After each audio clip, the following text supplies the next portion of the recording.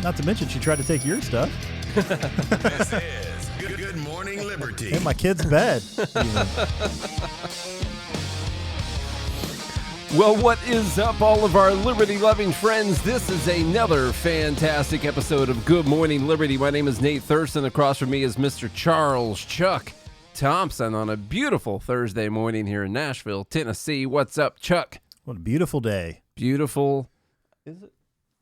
I tell you what, it's 60-something nice. degrees. Yeah, it's kind of nice. It's About too hot. 30 degrees difference from yesterday morning. I know, it's too hot. I don't like it. I was So- about to get the fireplace going again, and now all of a sudden it's hot outside. So In case you didn't realize, Good Morning Liberty has a new cat. there's a new cat in town. New cat is coming Mm-hmm. in town. An actual cat, not like a person. No, not Not like, like a- we're not like a cool cat. or Yeah, anything not like a that. cool cat No, on the block it's or something another like that. cat. This is a legit feline, Yeah. you know. If anyone out there needs a cat, Loving. super loving, nice, Warm, friendly kind. cat that Charlie stole from its home,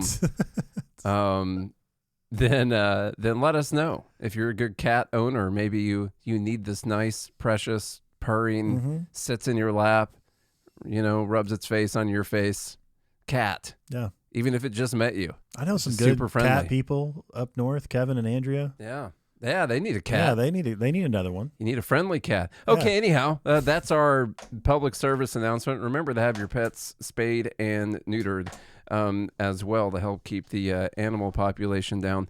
So anyhow, yesterday, the big news which was breaking during our episode yesterday, we found out that the tariffs were paused or lowered, and that they were also raised on China to 125%. It's like now it's singular focused on China. Was that actual news that it got raised again on China? Just to be clear, I never clarified whether or not you were joking or if that was an actual thing. I don't have that pulled up right now. Word on the street, it's been raised again. I'm trying to see if we're just going to keep this joke going, that it's just going to keep going up and up and up on Every China. time we start the show. We find out that tariffs on China have actually gone up.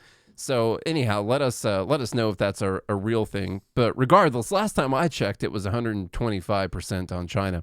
Yep. And the market. 11 minutes ago, U.S. slaps 145% tariff on China in sharpest trade escalation yet. Wow. How about so that? that is true. That's awesome. That's good stuff. So yesterday when this news came out, the market just went bananas. I mean, I thought there was going to be a recession. I thought we were in a market crash. The S&P 500 was up 9.5% yesterday. I thought the market didn't matter. I know. Yeah, that's the other. This is so confusing right now. I don't know which way is up at the moment. I think the only answer is you have to just have complete agreement with whatever Trump does at all times. You don't actually want to have your own ideas, your own economic ideas or principles. It's just whatever Trump does. It's the art of the deal at all times. But I don't understand if you're arguing so hard for these worldwide tariffs and reshoring all these jobs and punishing all of these trade deficits, and then he decides to pause them or lower a bunch of them, and you're like, I told you, art of the deal, exactly. I'm like, well, I thought you said the tariffs were a good thing and you wanted them, and that we weren't supposed to care about the market going down. It's just the market, and we're here to care about Main Street and not Wall Street and all that. Now the market's up, and you're like, look at that, you idiots and panicans, crazy people out there, Rand Paul, you suck, all that. Like, what am I supposed to believe? Yeah. Right now? And this is the problem with no principles. I know. You can't, you're talking out of both sides of your mouth. Either tariffs good or tariffs bad. I just can't do it. Now, I can't to do be it. fair, I did see some people argue that it's not about the tariffs, that tariffs aren't necessarily good. However, Trump is doing this strategically. Of course he is. So I did see some people argue that. So I want to be fair to them. I bet they did. That they are saying essentially that they're not a fan of tariffs because they are a tax, and so they understand the principal economic position of it, but that it was okay because Trump was, But what did he get? What does maybe I missed it, but what are the big deals that were announced? No big deals announced yet, but he did have, according to him, 75 different countries are trying to make a deal. Yeah. So, But they haven't made a deal Yeah, I guess one of the arguments I heard was that they need time. He's got to meet with each Europe, one of these people. Europe it's gonna came take out time. publicly wanting a 0-0. I mean, I feel like that's a pretty good thing. Yeah, but he wants the trade deficit to be gone. He I doesn't know. want that. I'm just saying, if that happens, that would be a good thing. Yeah. Would it not? Let me tell you something about the market real quick before we move on to the Democrats' newest thing that they're doing right now, which is before that, though, I just want to remind trading. everyone that I'm all for America first and like, we're the biggest, whatever in the locker room, just swinging it around and stuff. But there is a saying that is true: pride goeth before the fall. That's true. So if you allow the ego, that only applies to China. If you allow the ego to inflate to a certain point where you're like, we could just bully our way to whatever, then all empires fall. That's just what history shows. What's crazy about yesterday is we got the massive market move, and we still ended up with like the highest tariffs we've ever had. Especially yesterday on a massive update, 9.5%. We ended up with 125% tariffs on our third largest trading partner. Now we're up to 145. Now we're at 145. And we still had, a lot of these minimum 10% tariffs on the rest of the world. But it was so bad. The numbers were initially so bad on Liberation Day last week that yesterday felt like, a relief. Wow. We're only still going to be left with like the worst tariffs we've ever had. But the market's like, yeah, screw it. We thought it was going to be so much worse. I do have to tell you, we ended up, yesterday was tied for the 8th largest gain in S&P 500 history. And so everyone has been touting this a bunch. And in fact, they found a better way to talk about it, which is that it was the largest gain ever in stock market history on a valuation basis. The most amount of dollar value added to the stock market in market history in a single day. What's that adjusted for inflation? But of course, you want to look at the percentage because, back when a nickel would get you a loaf of bread or something like that, you had bigger percentage gains in the stock market. But we're dealing with such inflated money right now that, of course, it was the biggest dollar valuation increase. But that's the way that they want to talk about it. They are not in good company. I just want to warn you that touting the fact that this was, let's just say it was the 8th biggest gain in S&P 500 history, puts it in line with mostly days during the Great Depression and not days coming out of the Great Depression, days going into the Great Depression. On the way down, most of the top 20 biggest gains are on the way down during the Great Depression, going into the Great Depression. We call those dead cat bounces. Yeah, it's this is what happens. That's what they are. The other times were during the COVID crash and during the great financial crisis of 2008, and not on the way up, on the way down during that time. The one that did not result in a recession was this kind of flash crash we had on what they call it, Black Monday or whatever, in October of 1987. I don't remember exactly why that happened, but it just crashed like crazy in like a day, and then it went back up after that. Everything was fine. Wasn't there like some Ponzi scheme or something? I don't remember what happened back. I don't remember at all. It was the I was board, barely alive at that time. It was under a different company, but probably the same board as Enron. I don't remember. They got found some Ponzi scheme, and then they created Enron later. So I'm not saying that this is a bad sign. I'm making that up, by the way. I have no idea. I'm not saying this is a bad sign. I'm not saying this means we're in a depression or recession or whatever. But you're just saying pump the brakes. Before yesterday's day, before the gains yesterday, 19 out of the top 20 biggest days occurred on the way down into recessions or depressions. The only one that was not was the one in 1987, whatever happened that day. I don't know what it was. And so now that we tied for 8th, we don't know what's going to happen right now. There could be only 18 out of the 20 that occurred on the way into a recession or a depression, or we could be on our way into a recession or a depression. Just be careful boasting about how much the market gained in one day, especially when we're still down 10%. Okay, still down. It's not like you made money that day and you're like, oh my God, everything's fine. And you're still down. But anyhow. It wasn't new all-time highs. If you go down 20%, it's got to go back up 25% to get the money back. And so we didn't do that. We're still down. All right. People's retirements are still down. And so just pump the brakes. And also, I just want to know, do we care about the market? Do we not? I'm betting you today we don't care about the market anymore. Because right now the S&P is down 4.5%. Yeah. So I bet today the market doesn't matter as much anymore. You check your X feed, it's not about the market. It's not about the market. It's about Main Street, not Wall Street. Okay. Let me hear Peter Navarro talking about this great day in American history. Countries are trying to negotiate. Walk us through how this decision was made. Charles, this is one of the greatest days in American economic history we have had. I think we're going to call it the art of the reciprocal trade deal. And I'll tell you, all the nervous Nellies on Wall Street who try to undermine us consistently underestimate the power of the president to negotiate. What have we got here? We are at a place now where we have a broad-based 10% global tariff on. Well, we negotiate over the next 90 days with all of these countries who have come to us. And the mission, Charles, in these negotiations is to dramatically reduce our trade deficit, level the playing field, get rid of all the tariff differentials, get rid of all the non-tariff I just can't imagine going out there and be like, listen, no one can hang with Trump stuff. Okay. He's a great, hairy American winning machine. You know, and they're like, that's your job to go out there and talk about that. But this is a great day. This is the art of the reciprocal trade deal. I'm still wondering what we got. Yeah. I don't know what we got except for taking off what we put on. But hey, I guess that's one way to pump the market to help your friends, right? No, that's what people are saying right now. The Democrats have found their new thing that they want to talk about, which is insider trading. They've always been super concerned about insider trading, those Democrats. I bet Nancy Pelosi they're always super.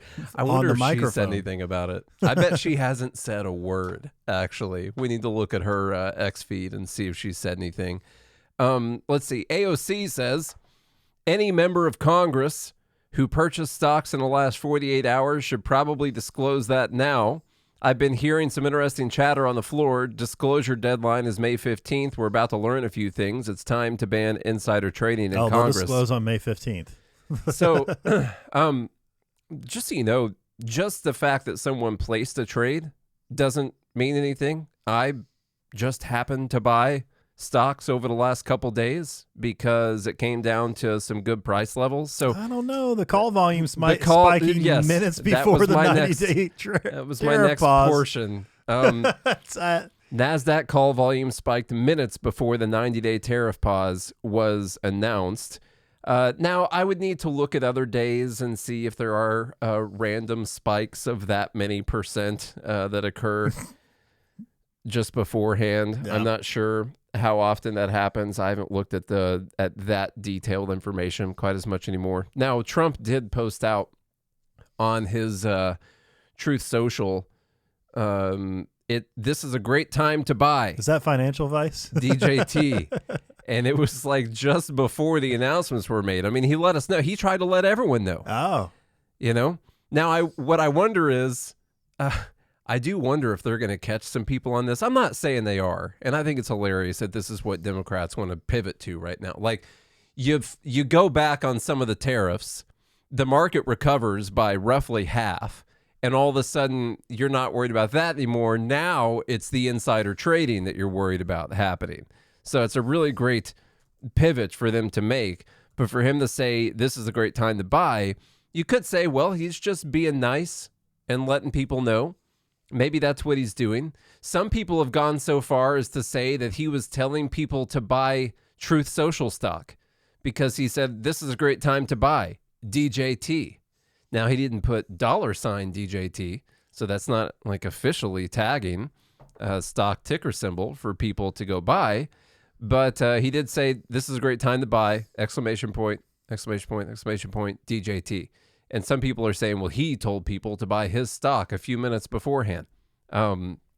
Wouldn't really matter if he told them to buy it beforehand or not. He could be trying to help himself because he knows there were people with inside information, but if he makes it public beforehand, telling other people to buy, well, then did those people really have a leg up? I mean, look, I told everyone everyone to buy before this news came out. If you're not following me on Truth Social, that's your problem. It's your problem, okay? Now, we got a few videos here from Adam Schiff, and we've got Chris Murphy, we've got Elizabeth Warren. They're all out here talking about insider trading. Here is Adam Schiff. So today, Trump removed many of the tariffs he had imposed in this on again, off again, it must be Wednesday, tariffs are off again kind of policy. This has just wreaked havoc on the markets, of course, but there is another profound danger as well, and that is insider trading within the White House, within the administration. You may have seen early in the day Trump tweet this. Now, this is a good time to buy. So the question is, between that tweet and Donald Trump's announcement that he was reducing the tariffs on most other nations apart from China, the question is, who knew what the president was going to do? And did people around the president trade stock knowing the incredible gyration the market was about to go through? Because look, this is a president who is trading in his own meme coin, even as he's president. His kids are trading in their own cryptocurrency. You've got people like Elon Musk who are doing their own conflicted self-dealing in the administration. In any administration this corrupt, it is more than necessary to ask, were people personally profiting from insider information while people's savings, their retirement accounts, were being torched? So we're writing to the White House to demand answers. Now, I am fully cognizant of the... Now, they keep talking about, one thing they keep talking about are people's savings and retirement being torched. Just so you know, the market went up for everyone yesterday. Yes. It didn't just go up for people who bought yesterday. Like if your retirement portfolio was down, like I have a 401k, you have a 401k, my wife has a 401k. Did you call your 401k management company? We're like, sell everything. Yeah. No, I mean, they're managing that stuff for you. So everyone's retirement accounts and savings accounts, which are, I guess, tied to the stock market, also went up just like everything else did. When it comes to the insider trading thing, personally, I actually don't care about insider trading. I think that if you work for a company and you know that you're about to release some awesome product, well, I mean, that's fine. Or if you know that something's about to come out, like whatever. I mean, I really don't have an issue with that. I have an issue with if you have power in the government and you create these moves in order to benefit people. So they, like, let's say Trump had this scheme to crash the market intentionally with these tariff announcements and then tell his friends to buy in. Well, all of his friends sold. They sold. It crashes. Went way down, and then he told them to buy in just beforehand, and then it went up. I think there's an issue with that power of being able to control the market like that. Just like when people mention Nancy Pelosi, well, she is in Congress. Congress has control over many of these companies. They have control over where the money goes, what companies get subsidies or, benefit from certain laws and all that. Or how many of them profited off the COVID dump. Yeah. When many of them were out there saying, I mean, I remember just like 5 days before we shut down the entire economy, that the Democrats or people on the left were out there saying, everything's fine. Go to Chinatown. Go to Chinatown. Go to Chinatown. Everything's fine. It's not over here. It's not going to be over here. Everything's fine. But they all knew in their inside circles, they were all selling stocks. They were shorting. And then they shut down the economy because they have the power. And that's really the problem. And do you think Adam Schiff has not profited from insider trading? You think Chucky Schumer and Nancy Pelosi and all of these people, Dan Crenshaw, whatever, they all do because they all have the inside information. They know what's coming down the pipe. They all do. All of them do. They do, for Why sure. do you think most of them, almost all of them, I can't think of a single one who's not a multimillionaire at least?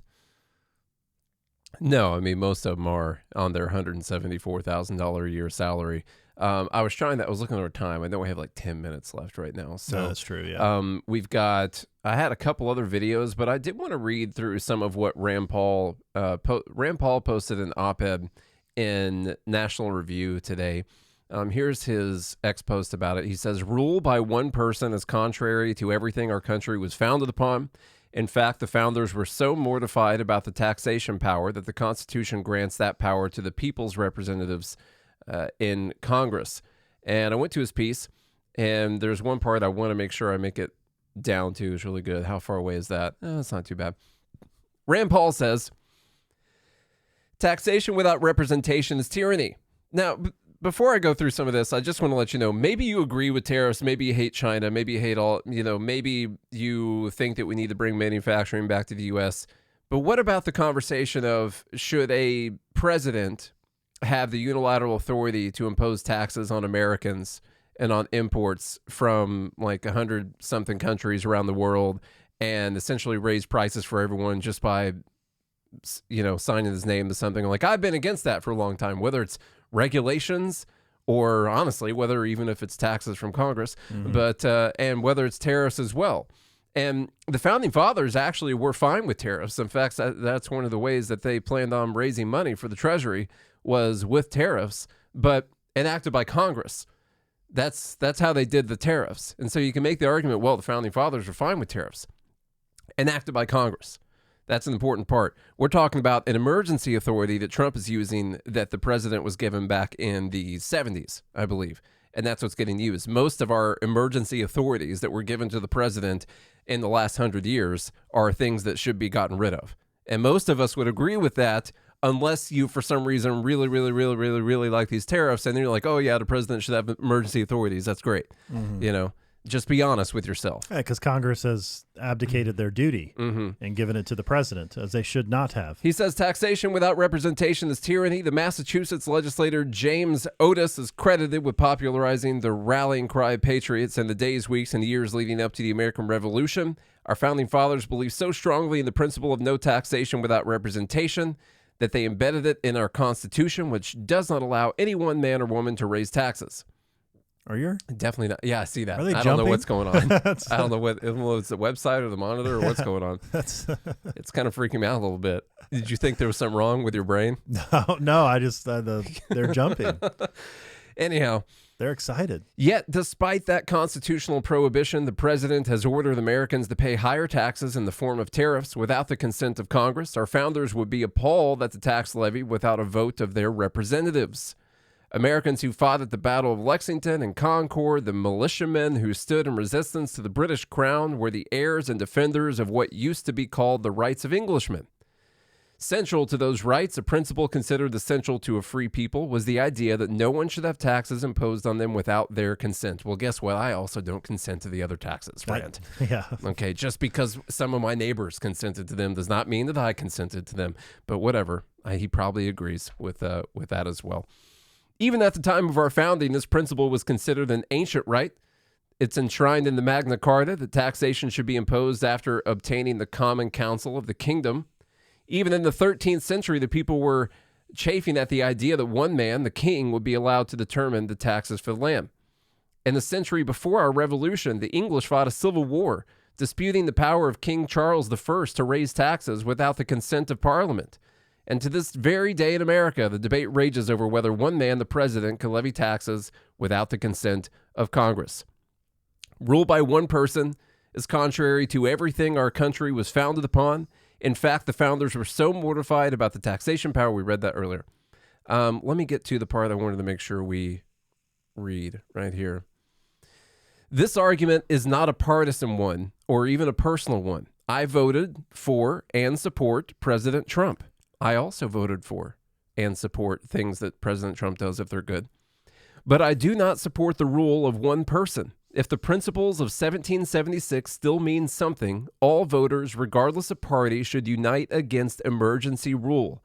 There is no emergency exception to the Constitution. The Constitution would have no meaning at all if our form of government and our rights could simply be suspended by executive pronouncement. The constitutional constraints on state power and guarantees of our liberties are operative at all times, but especially when the government declares an emergency.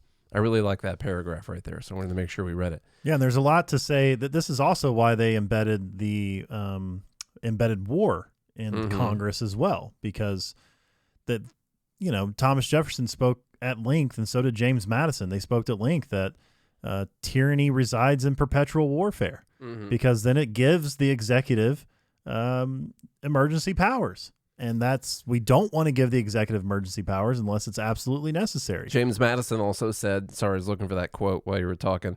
He said, the Constitution supposes what the history of all governments demonstrates, that the executive is the branch of power most interested in war and most prone to it. It has accordingly with studied care vested the question of war in the legislature, because the executive would be the person most prone to going to war. Same thing with taxes. You know, they give that to the legislature. Now, it's not perfect. Of course, at that time, we didn't have the 16th Amendment and the income tax. I can talk all day about how I don't consent to the income tax either, but I also don't consent to these tariffs. I guess you could say maybe it's a little better that the legislature has to vote on something. You know, they have 2-year terms, and a little bit easier to get them in and out of office sometimes, except for they serve for like freaking 50 years, but whatever. You know, that's a different conversation, but they're a little bit closer to the people that they're representing. Clearly still, I don't agree with the taxes in the first place, but yeah, I don't think that this is a power that Trump should have. And this, to me, couples with the insider trading conversation, because what they're talking about is Trump crashing the market with tariffs and then turning on a dime and people making a bunch of money. And what if he told them that, hey, it was time to buy? Well, he posted out to everyone that it was time to buy. But what if he told his friends why it was time to buy and they went in real big? People are probably going to do some investigations. Maybe we'll spend the next year on this conversation. I don't know. We'll see. There'll be an impeachment. Yeah, they'll probably do an impeachment hearing, something like that. But what if he just wasn't using emergency power to do this in the first place? What if he did do that and he does get impeached? And I agree with it, because I don't think he should have been using the emergency powers in the first place. That's another question. I just went Judge Knapp on you with my what ifs. What if? Yeah. Anyhow, I'm not saying I want him impeached and removed. I'm saying I don't want my taxes to go up. I don't want to have to pay more for goods, and I don't want to force other people to do that either. I'll be fine, okay? I got plenty of money. I'm sitting on a chair of money. I sleep on a bed of money, okay? That's no problem. You care about the people. For me, I'm talking about the people. And I'm talking about people with businesses, like our friend John, who does these really great home installs. This company here in Nashville, this local Nashville American company. But guess what? The absolute best products for what he does originate in China or Taiwan. That's where they come from. All right. And now he is having to raise prices on all of his customers, which, guess what, is leading to less people buying what he does as a business, because it's already expensive in the first place, all this stuff. And now 145% coming out of and now China. they're like, oh, it's twice as much? No. Yeah. I already was questioning, this amount of money for this service, for this install. And now you're telling me it's going to be, not fully twice as much, but close to that. Like, then you're going to have less business. It might be about twice as much today. And who decided that that business should struggle because the only place you can get that product is in China? And you're saying he should just close up shop and go work at a shoe factory instead? No, that's not American. Well, it's that, we have to crush the Chinese. That's great. Doesn't matter. There are always casualties in war, Charlie. There are. Yeah. All right, trade wars. Doesn't matter. All right, y'all. Well, if you enjoyed today's episode, apologize. It was a short one. Yeah, we gotta go. If you're part of the live group, you got a full 15 minutes prior to. That's true. So go to joingml.com or godhatesfeds.com. Be part of the Fed Haters Club. We see there were some new people in there this morning. That was pretty fun. What's up, nipple clamps? Nipple clamps. So you can make your name whatever you want your name to be. Yeah. Okay. So join there. Be a real libertarian. godhatesfeds.com or joingml.com. Visit the links in the show notes to support the sponsors that support this show. Share it around. Leave us a rating and review if you do all those things. We'll be back again tomorrow. Hope you have a good day and a good morning, Liberty.